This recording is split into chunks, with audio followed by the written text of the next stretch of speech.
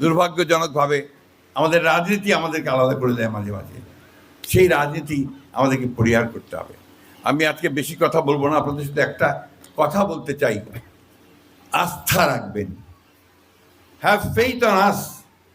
আমরা পারিবারিকভাবে আপনাদের সঙ্গে ছিলাম, আছি, থাকবো ভবিষ্যতে।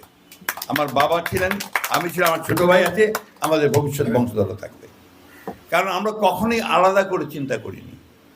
আমরা মনে করি আপনাদের বিপদ আমাদের বিপদ, আমার শান্তি আপনাদের শান্তি, আমার সুখ আপনাদের সুখ, এই চিন্তা ভাবনা করি আমরা। কখনো বিভাজনের রাজনীতি আমরা এখানে করিনি। যে একটা কথা পরিষ্কার করে আমরা বারবার করে বলছি, এই কথাটা বলতে চাচ্ছি এই জন্যে যে আমরা বিশ্বাস করি যে প্রত্যেকটা মানুষ হচ্ছে বাংলাদেশের জন্ম, তার হচ্ছে বাংলাদেশের নাগরিক, তার পুরো অধিকার আছে, সম্পূর্ণ অধিকার আছে। আপনারা কখনোই নিজেদেরকে ছোট মনে করবেন না, আউটসাইডার মনে করবেন না।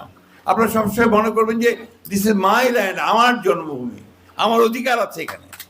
এর ভালো মন্দ আপনার ভিন্ন রাজনীতি করার অধিকার আছে, অন্য দল করবেন সে অধিকারও আছে, এটা আপনার অধিকার।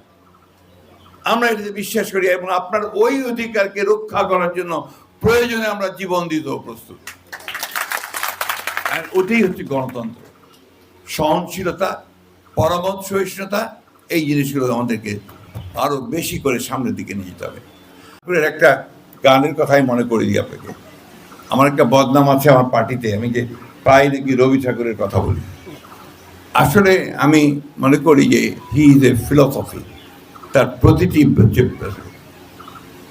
চারিদিকে দেখো চাহি, হৃদয় প্রসারী, ক্ষুদ্র দুঃখ সবই তুচ্ছ মানি। হৃদয়টাকে প্রসারিত করতে হবে, চারদিকে তাকিয়ে দেখতে হবে, ভালোবাসতে হবে, মানুষকে ভালোবেসে এগিয়ে যেতে হবে। এই কাজটা যদি আমরা না করতে পারি তাহলে আজকের এই যুগে আমরা কিন্তু যুগের সঙ্গে তাল মিলিয়ে চলতে পারবো না। খুব ষড়যন্ত্র হয় প্রতি মুহূর্তে, আপনাদের মাথা খারাপ করে দিচ্ছে আমি জানি। এই যে আপনার ফেসবুক, সোশ্যাল মিডিয়া প্রতি মুহূর্তে মাথা খারাপ করে দিচ্ছে, এমন এমন কথা বলে, এমন এমন লেখে। আরো কিছু কিছু মানুষ আছেন যারা এমনভাবে উস্কানি দেন যে সবাই বিভ্রান্ত হয়ে পড়ে। আমি কিন্তু ফেসবুক করি না, দেখিও না, আমি সোশ্যাল মিডিয়া দেখি না, কারণ আমি জানি যে তারা সমাজকে অস্থির করার চেষ্টা করছেন, আমার মধ্যে বিভাজন সৃষ্টি করার চেষ্টা করছেন। এই বিভাজনে আমি অন্তত আপনার বিভ্রান্ত হবার লোক নই। মা বোনেরা, আমরা আমাদের দেশকে আমরা সুন্দর করে গড়ে তুলি সবাই। আমরা চেষ্টা করি, সমস্যা তো থাকবে, সেই সমস্যাকে আমাদেরকে উত্তরণ করতে হবে।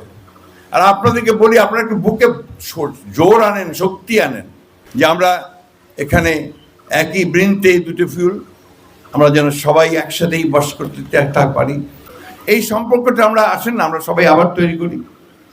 আমরা চেষ্টা করি আমরা সবাই মিলে এরকম একটা চমৎকার একটা সমাজ গড়ে তুলি, যেখানে হিন্দু, মুসলমান, বৌদ্ধ, খ্রিস্টান কোনো ভেদাভেদ থাকবে না।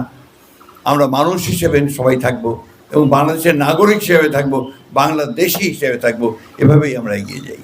নিশ্চিন্ত থাকেন যে এই ঠাকুরগাঁয়ে, আর সব বাংলাদেশের কথা আমি না বলছি, ঠাকুরের কথা বলছি, আমাদের শেষ রক্তবিন্দু থাকতেও আমরা আপনাদের পাশে আছি, থাকবো, ভবিষ্যতে থাকবো। ধন্যবাদ সকলকে, আবারও সকলকে আদাব এবং নমস্কার।